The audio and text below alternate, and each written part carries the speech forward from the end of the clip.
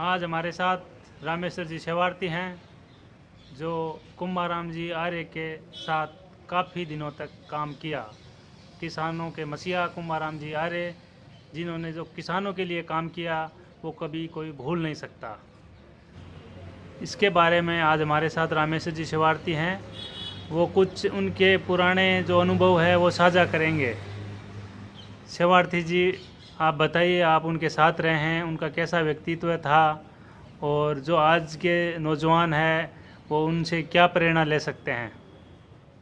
माननीय श्रद्धेय कुंभाराम जी राजस्थान के एक ऐसे मसीहा थे कि जिन्होंने जागीरदारों की,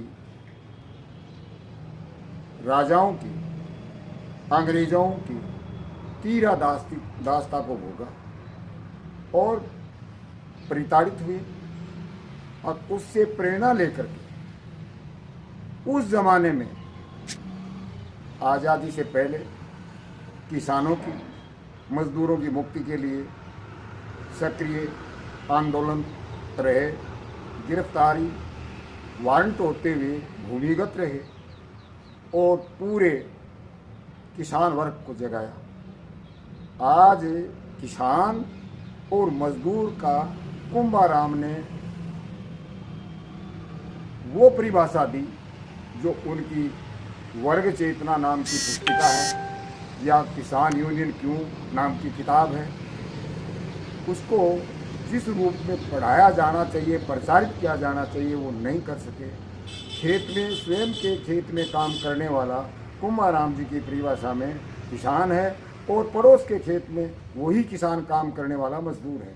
जैसे घर में पियर में बेटी है और पड़ोस में ससुराल में वही लड़की बहू है, तो मजदूर और किसान जो लोग अलग अलग आते हैं, कुंभाराम जी के नज़र में दोनों एक ही शरीर के नाम है। कुंभाराम जी ने किसानों को क्या अधिकार दिलाए? मैं निवेदन करूं कि तो उस समय क्या हुआ कि राजस्थान तीसरी गुलामी में गुजर रहा था।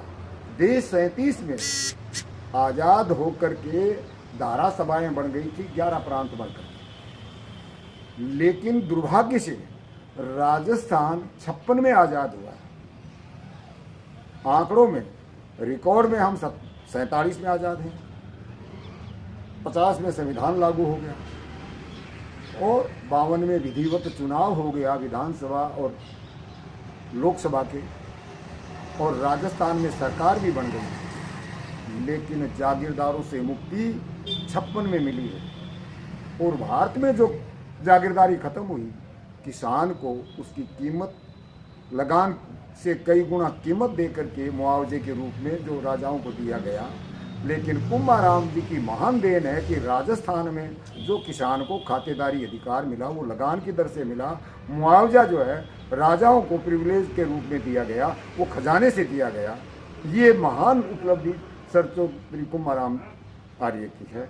और यही नहीं, जब राजस्थान में पहली बार शेड्यूल्ड कास्ट की लिस्ट बनी, उसमें तथाकथित जो शेड्यूल्ड कास्ट से ईर्ष्या रखने वाले सत्ता के मालिक बैठे थे, उन्होंने शेड्यूल्ड कास्ट की बहुत सारी जातियों के नाम काट दिए। लेकिन कुंभाराम जी को इस बात का, शेड्यूल्ड कास्ट को भी ध्यान नहीं है, क्यों पुरानी बात हो गई कि 22-23 नवंबर 1953 को, जैसे चमार तो शेड्यूल्ड कास्ट में था लेकिन खटीक नहीं था, मेघवाड़ नहीं था, बड़ाई नहीं था, भांबी नहीं था, मीणे शेड्यूल्ड ट्राइब्स में नहीं थे। तो बाबू जगजीवन राम से बात करके, और राम रतन कोचर बीकानेर का एक बहुत बड़ा सेठ था, उसे फाइनेंस की व्यवस्था करवा करके उस समय 1 लाख आदमियों का सम्मेलन बुलाया 22-23 नवंबर 1953 को, और उसमें संयोग से मैं भी गया और कुंभाराम जी के दर्शन उस सम्मेलन में हुए। तो उन्होंने ये प्रस्ताव रखवाया कि भाई शेड्यूल्ड कास्ट की जो 19 प्रांत, जिसको हम राजा कहते हैं, 19 देश थे जिनको अंग्रेज़ों ने 19 स्टेटों में बदला है अंग्रेज़ों के नीचे आने के बाद में, और उनमें अलग अलग नामकरण कर दिया। जैसे कहीं चमार कहते हैं, कहीं बड़ाई कहते हैं, कहीं मेघवाड़ कहते हैं, एक ही जाति है।